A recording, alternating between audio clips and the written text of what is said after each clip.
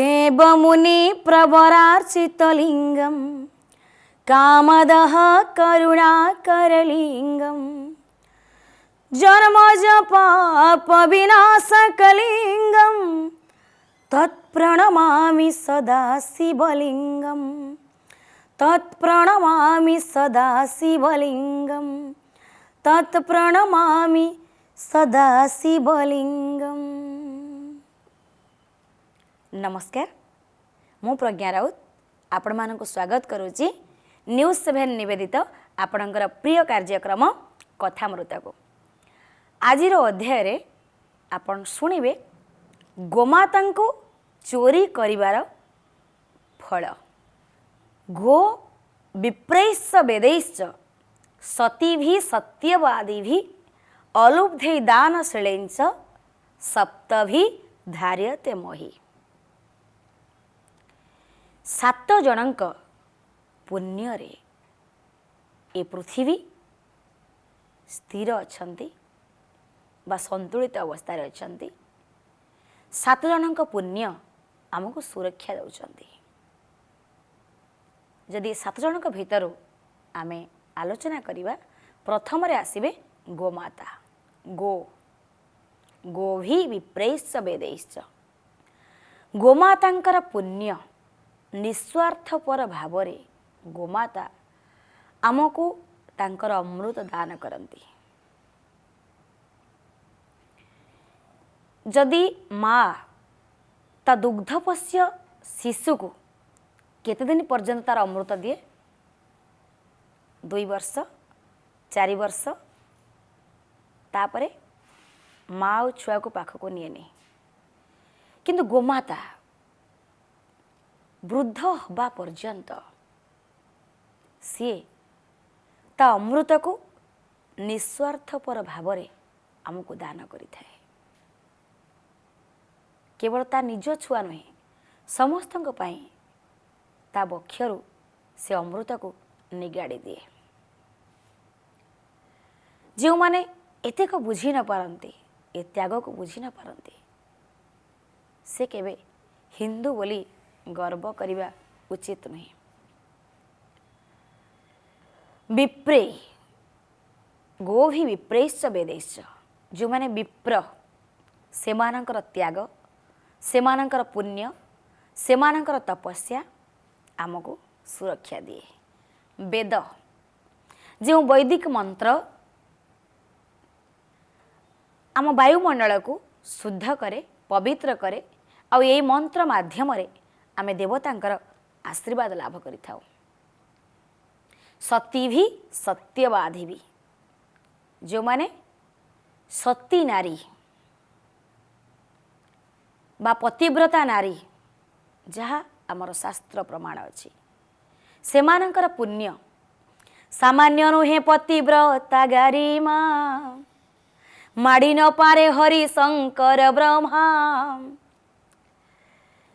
समस्त पाखरे किछि किछि कवच थाए। समस्ते निज निज को सुरक्षित रखिबा पाई किछि किछि माध्यमर आश्रय नहीं थांते। जेतेबेले योद्धा युद्ध क्षेत्र को जाए निज को बंचाइबा पाई से गोटे कवच पिंधि थाए, जहाँ को आपण माने कहती सांजू। योद्धा माने युद्ध गले सांजू पिंधती, अस्त्र शस्त्र को अटकेबा पाई, भेदन करिया पाई। छोट छुआ को आपण कवच पिंधे दियंती अशुभ शक्ति बंचाइबा पाई। आ गोटे नारी को सुरक्षित करिया पाई ता पाखरे मध्य गोटे कवच अछि, जो कवच सारा विश्व रे कहा पाखरे नाही। सबु कवच को समस्ते भेद करि परिबे, किंतु एमिति गोटे कवच अछि जहा को संसार रे कौनसी शक्ति भेद करि पारेना। ताहा होची नारीर पतिव्रता कवच, जो कवच द्वारा से निजको पूर्ण रूप से सुरक्षित रखिपारे। माड़ी न पारे हरि शंकर ब्रह्मा। नारीर पतिव्रता कवच को भेद करी ब्रह्मा शंकर हरि जाई पारंते नाही। जाइथिले नारायण वृंदावतींकर सतीत्व हरण करिया पाई, कौन है अभिशापग्रस्त हो गले शिला ब्रह्म हो गले शालग्राम विष्णु तुम्हें पत्थर हो जाओ आ मोर स्वामी वज्रकीट ही तुम अंग को काटंतु भगवान विष्णु वृंदावतींकर अभिशाप रे ताहा ही हो गले आउ शालग्राम शिला रूपरे बा शिला ब्रह्म रूपरे से पूजा पाइले। सत्यवादी भी जो माने सत्य कहती सबुबले सत्य पथरे चलती तांकर पुण्य आमको सुरक्षा दिए। सर्वदा सत्य पथे चल ईश्वर करिबे मंगल सबुबले सत्य पथरे जो माने रुहंती ईश्वर तांकर कल्याण करती और ये सत्यवादी व्यक्ति मानकर पुण्य जो आमे सुरक्षित। अलुब्धे दानशीलेंच सप्तभी धार्यते मही जो माने निर्लोभी अत्यधिक अंध भाव लोभ करती नहीं अत्यंत लोभी नुहंती बा लोभी नुहंती सेमानंकर पुण्य रे ए धरित्री सुरक्षित आमे मध्य सुरक्षित। दानशीलेंच जो माने दान करती ये 7 जनकर पुण्य जो संसार सुरक्षित। तेणु ये 7 जनक भितर गोमाता अन्यतम आ गोमाता को चोरी कले केते जे कष्ट मिले तार हिसाब आपण करि परिबे नाही। वशिष्ठ सूर्यवंशर कुलगुरु वशिष्ठ तांको पाखरे थिले माँ कामधेनु सुरभिंकर कन्या नंदिनी जो कामधेनु बा माँ सुरभि समुद्र मंथन समय रे आविर्भूता होते से देवमाता सुरभिंकर कन्या होचंती नंदिनी जो नंदिनी वशिष्ठ आश्रम थिले। समुद्र मंथन जी जहाँ नेले किंतु सुरभि बा कामधेनु को ऋषि माने ही आनी थिले। नंदिनी कामधेनु जी जहाँ मागे ता फल सी दे पारंती जेमती कल्पवृक्ष कल्पवृक्ष कहले आपण जहाँ मागिबे कल्पवृक्ष ताहा प्रदान करिवे। भगवान को मध्य कहा जाए जगन्नाथ को कहा जाए कल्पतरु वांछा कल्पतरु समस्त मनवांछा जी पूर्ण करि पारंती से ही कल्पतरु आउ जो कल्पवृक्ष मध्य श्रीक्षेत्र धाम रे विद्यमान जी समस्त अभिलाष पूर्ण करि पारंती। कल्पवटरे गोड़ी बांधती मानसिक पूरण हवा पाई तेणु कल्पवृक्षर अनेक महिमा ठीक सेमती नंदिनी होचंती काम कल्पद्रुमा सदृशा जी जहाँ मागे ता दान करती। दिनकर घटना वशिष्ठ आश्रम नथिबा समय रे 8 वसु आश्रम रे विचरण करुथिले। 8 वसुंक मध्यरु सर्वकनिष्ठ होचंती द्यो नामक वसु। भिन्न भिन्न पुराण रे ये 8 वसुंकर नाम किछि मात्रा रे भिन्नतार परिलक्षित हुए। देवी भागवत मतरे सर्वकनिष्ठ वसु होचंती द्यो नामक वसु।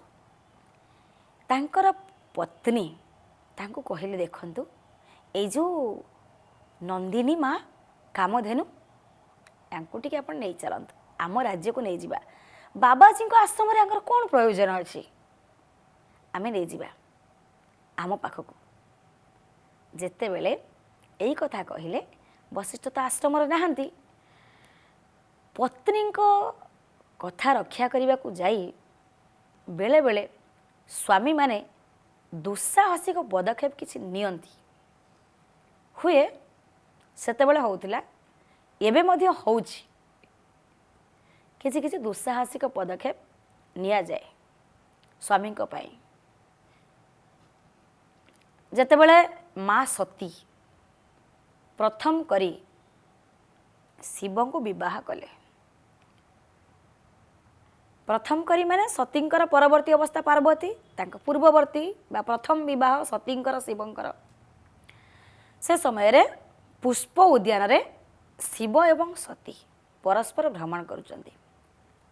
सती कहले कहले स्वामी मते भोक होउछ मते खाइबा को दियो। शिव कहले अरे ତୁମେ ତ ଖାଇବାକୁ ଦେବା କଥା ମୋତେ ମୋତେ କ'ଣ ଖାଇବାକୁ ମାଗୁଛ। ସ୍ତ୍ରୀ କଥା ନ ଶୁଣିଲେ ପ୍ରଳୟ ହୁଏ। ଯେତେବେଳେ ଶିବ ସତୀଙ୍କୁ କିଛି ଖାଇବାକୁ ନଦେଲେ ମା ଚଣ୍ଡୀ ଜଗଦମ୍ବା ଯିଏ ଯୋଗମାୟା ସ୍ୱରୂପା ଶିବ ଜଗତକୁ ବାନ୍ଧିକି ରଖିଛନ୍ତି। ଆଉ ଶିବଙ୍କୁ ଯିଏ ବାନ୍ଧିକି ରଖିଛନ୍ତି ସିଏ ହେଉଛନ୍ତି ଶକ୍ତି, ପରମା ଶକ୍ତି। ସିଏ ଜଗତ ଶିବଙ୍କର ଅଧୀନ ବା ସମୟର ଅଧୀନ। ସମୟକୁ ଆମେ କାଳ ବୋଲି କହୁଛେ, ଶିବ ହେଉଛନ୍ତି ମହାକାଳ। ତେଣୁ ଜଗତ ହେଉଛି ମହାକାଳର ଅଧୀନ ବା ଶିବଙ୍କର ଅଧୀନ, କିନ୍ତୁ ଶିବ ଶକ୍ତିର ଅଧୀନ। ମା ଠାକୁରାଣୀ କ'ଣ କଲେ ନା ଶିବଙ୍କୁ ଖାଇଦେଲେ। ଶିବ ଖାଇବାକୁ ଦେଲେନି, ଶିବଙ୍କୁ ଖାଇଦେଲେ। ଶିବ ରହିଲେ ସତୀଙ୍କ ଗର୍ଭରେ। ତାପରେ ଯୋଗ ବଳରେ ଧୂଆଁ ହେଇକିରି ନାସାରନ୍ଧ୍ର ଦେଇକିରି ମା ସତୀଙ୍କର ବାହାରିଲେ। କାକ ଚଲାଉଥିବା ରଥ ଉପରେ କୁଲାଟାଏ ଧରି ବିଧବା ବେଶରେ ବିଶ୍ୱ ପରିକ୍ରମା କଲେ ମା ଠାକୁରାଣୀ ଯୋଗମାୟା। ସେ ନାଁ ହେଲା ତାଙ୍କର ଧୂମାବତୀ। ସେଇ ଧୂଆଁଟା ତାଙ୍କ ଦେହ ସାରା ଖେଳିଗଲା ବୋଲି ଦେବୀ ହେଲେ ଧୂମାବତୀ। ତେଣୁ ସ୍ତ୍ରୀ କଥା ନ ରଖିଲେ ଶିବଙ୍କର ଅବସ୍ଥା ଯାହା ହେଇଥିଲା, ସ୍ତ୍ରୀ କଥା ନ ରଖିଲେ ପ୍ରଳୟ ହୁଏ। ଶିବଙ୍କ କ୍ଷେତ୍ରରେ ହେଇଥିଲା, ବିଷ୍ଣୁଙ୍କ କ୍ଷେତ୍ରରେ ହେଇଛି, ପ୍ରାୟତଃ ସମସ୍ତଙ୍କ କ୍ଷେତ୍ରରେ ହୁଏ। ସ୍ତ୍ରୀର କଥା ରଖିବାକୁ ଯାଇ ଦ୍ୱେ ନାମକ ବସୁ ଗୋଟେ ଦୁଃସାହସିକ ପଦକ୍ଷେପ ନେଇଗଲେ। ବଶିଷ୍ଠଙ୍କର କାମଧେନୁ ବା ମା ନନ୍ଦିନୀକୁ ଚୋରି କରି ନେଇଗଲେ। ବଶିଷ୍ଠ ଆସି ଆଶ୍ରମରେ ପହଞ୍ଚିଲେ। ଆରେ ମା କୁଆଡ଼େ ଗଲା? କାରଣ ସେ ନନ୍ଦିନୀ ମାଙ୍କୁ ମା ହିଁ ଡାକନ୍ତି, ଅନ୍ୟ କିଛି ଡାକନ୍ତିନି। ଗୋମାତା ହିଁ ଆମର ମା। ମାତା ଗାଭୀ ଭୂମି ଏତିନି ଜନନୀ କରନ୍ତି ଜୀବନ ଦାନ। ମା କ୍ଷୀର ଖାଇକିରି ଛୁଆଟା ବଞ୍ଚେ। ଯଦି ଯେଉଁମାନଙ୍କର ପାଖରେ ମା ନାହିଁ ସେମାନେ ପରେ ଗୋମାତା, ଯେଉଁ ଗୋମାତା ତା କ୍ଷୀର ଦେଇକରି ଛୁଆକୁ ବଞ୍ଚାଏ। ତାପରେ ଭୂମି ଯିଏ ଆମକୁ ଶସ୍ୟ ଫଳ ଏସବୁ ଦେଇକରି ବଞ୍ଚାଉଛି। ତେଣୁ ଆମ ଜନ୍ମ କଲା ମାର ଯେତିକି ଭୂମିକା ଆମ ଜୀବନରେ ଅଛି, ଗୋମାତାର ସେତିକି ଭୂମିକା ଅଛି, ତା ସହିତ ଭୂମିର ମଧ୍ୟ ସେତିକି ଭୂମିକା ଅଛି। ଇଏ ତିନି ଜଣ ଯାକ ଆମର ମା। ମାତା ଗାଭୀ ଭୂମି ଯିଏ ଆମର ପ୍ରାଣକୁ ବଞ୍ଚାନ୍ତି, ତାଙ୍କ ଦ୍ୱାରା ଆମ ଜୀବନ ବଞ୍ଚି ରହିଛି। ନନ୍ଦିନୀ ନ ପାଇ ପାଗଳ ହେଇଗଲେ ବଶିଷ୍ଠ। କହିଲେ କୁଆଡ଼େ ଗଲା ମୋ ମା? ଯୋଗରେ ବସିଲେ। ଆଚ୍ଛା, ଏ ବସୁ ତାହେଲେ ମୋ ମାଆକୁ ହରଣ କରିଛି। ପହଞ୍ଚିଗଲେ। କହିଲେ ମୂଢ଼, ଜାଣିଛ ତମେ ଗୋମାତାର ମହତ୍ଵ କ'ଣ? ଗୋମାତା କିଏ? ଯଦି ଆପଣଙ୍କର କିଛି ବି ସମସ୍ୟା ଅଛି ଗୋମାତାକୁ ପୂଜା କରନ୍ତୁ, ସବୁକିଛି ସମାଧାନ ହେଇଯିବ। ବାୟା ଗୀତା ନାମାଚାର୍ଯ୍ୟ ବିଶ୍ୱଗୁରୁ ବାୟାଙ୍କ ନାମରେ ଗୋଟେ ଗୀତା ଲେଖାଯାଇଛି। ବାୟା ଗୀତା ପ୍ରମାଣ କଲେ।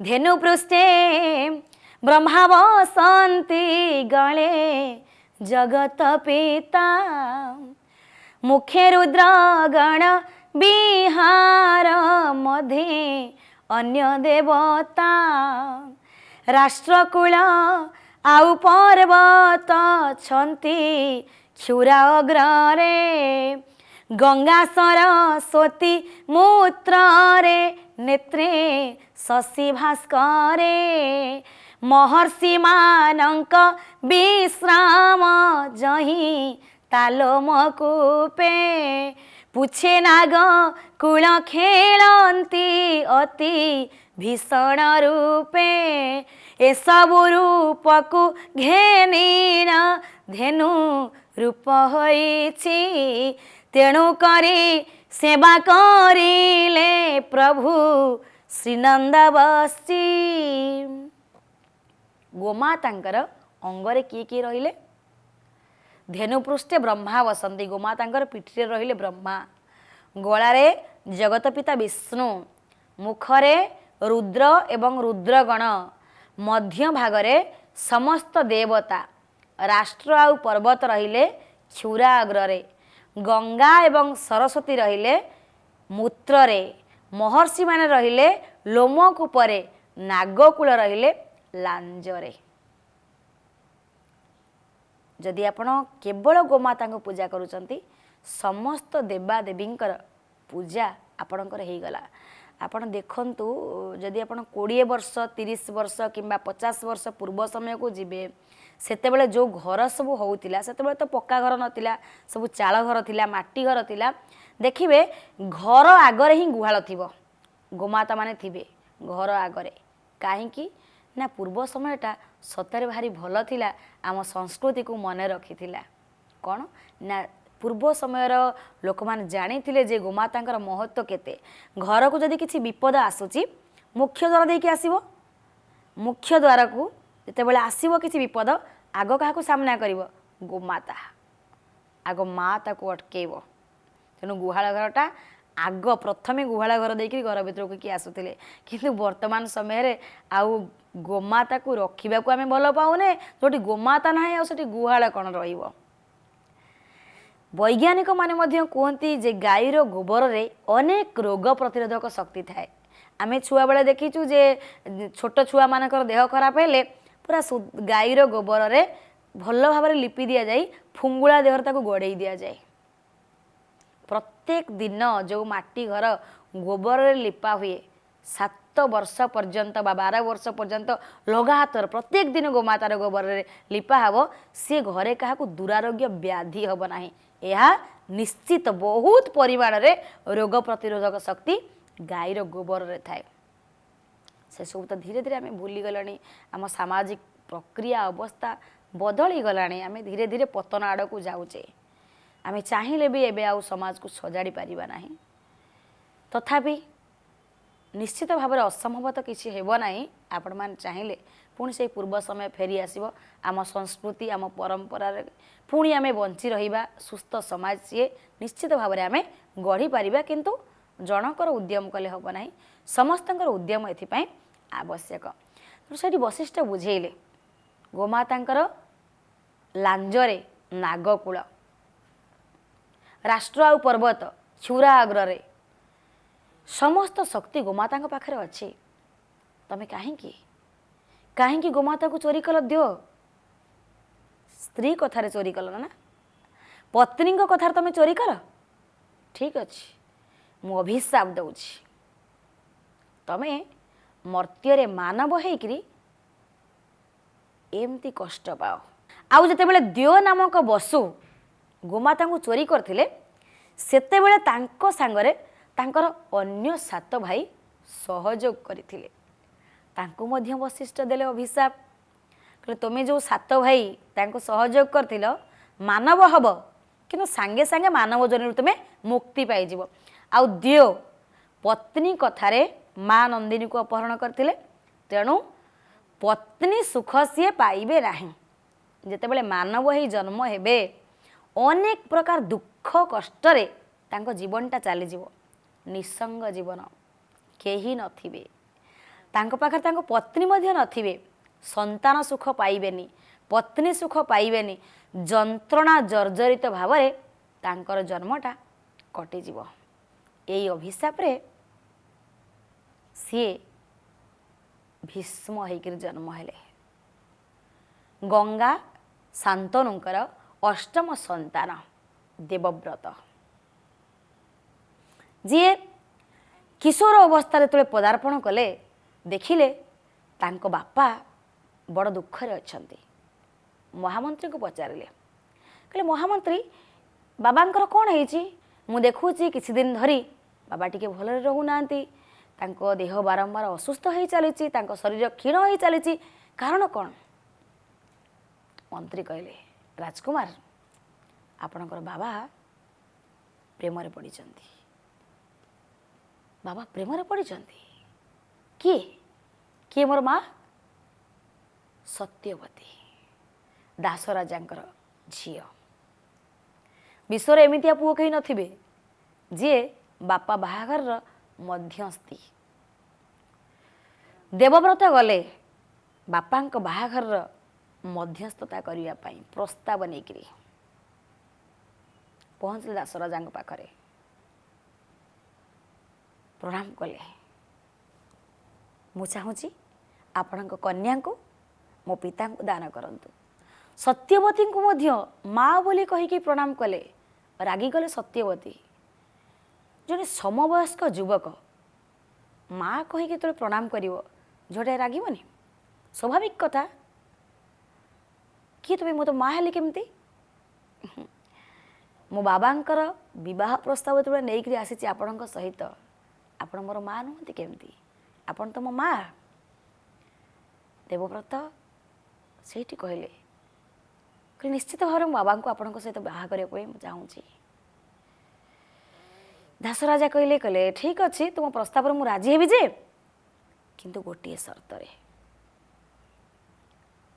दास राजा प्रतिपत्ति धन ये सबू पाई देवव्रत सहित गोटे सौदा करने को लगे कहले अच्छा शुण ठीक अच्छे मु राजी जे किंतु तमें तो तुम बापा ज्येष्ठ पुत्र तमें राजा हब आ मो झीटा राजमाता कौन हो पार से तो माँ नुहे से राजमाता हो पार ना राज परिवार सम्मान पाइब ना प्रजा माने सम्मान देवे ना देवव्रत कहले ठीक अच्छे मु राजा हेबिनी आपण झी बा मो माँ को गर्भर जो संतान जन्म हम सी राजा हम ना अच्छा ठीक अच्छे तुम्हें सीना तुम व्यक्तिगत मतामत देदेल तुम्हें राजा हेबनी बोली कि तुम्हें बहा गला परे तम पुत्र माने बाहर से माने बाहरला पर से माने मो झी गोटे नीच जाति जाइए अत्याचार करेंगे राज्य पुणी छड़े ने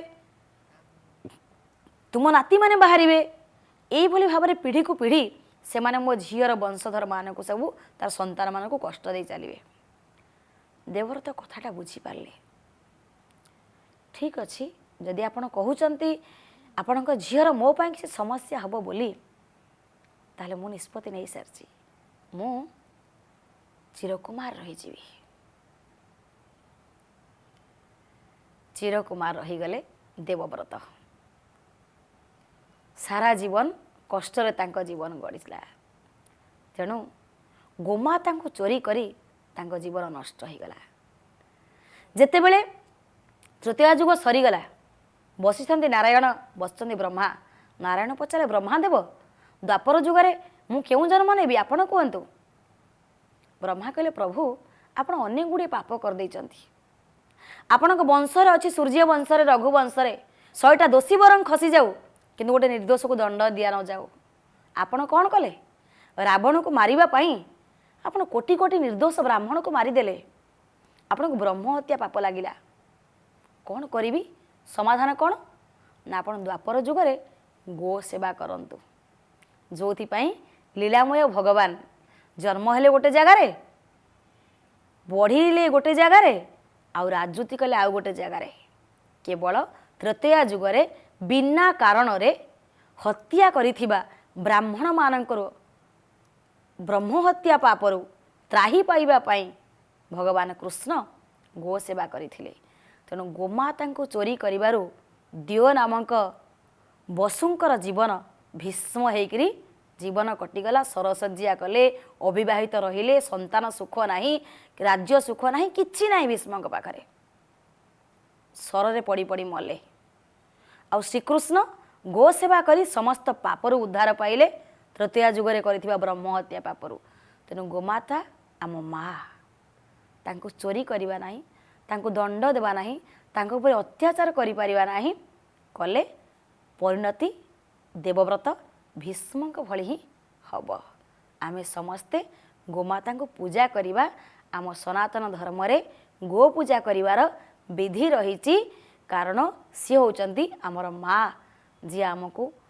तांकर बक्षरु अमृत देई आम जीवन को दियंती आम माँ आम पाई जेमती मूल्यवान गोमाता आम पाई सेमती मूल्यवान पृथ्वी मध्य आम पाई सेमती मूल्यवान ए तीन जनकर आम जीवन सहित समान भूमिका अच्छी तेणु वर्तमान समय जोठी आपण देखुचंती गाई गोरु माने बुलुचंती खाइबा को पाउना यथा सामर्थ्य आपण तांको सेवा करंतु जेतिकी भी सुजोग पाउची आपण तांको सेवा करंतु निश्चित भाव में आपण आशीर्वाद पाइबे देखंतु जदि आपणको जातक किसी समस्या होची बेले बेले ज्योतिष माने मध्य कहती तमे गोमाता को सेवा कर पूर्व काल रे आमे जो पाप करू मिछ कहवा पाप आम अजणातरे आमे किछि पाप करि जाऊ जहाँ को उद्धार करने सप्ताह को थरे आम पंचगव्य पान करने कथा किंतु जेहेतु ताहा संभव हो पारानी जदि आम गोमाता सेवा करुचे से सेवारे मध्य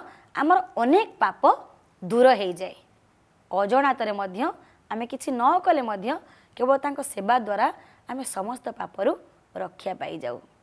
दर्शक बंधु वर्तमान समय तो सरी जाइए, यह अध्याय को आम ये रखुचु। नमस्कार।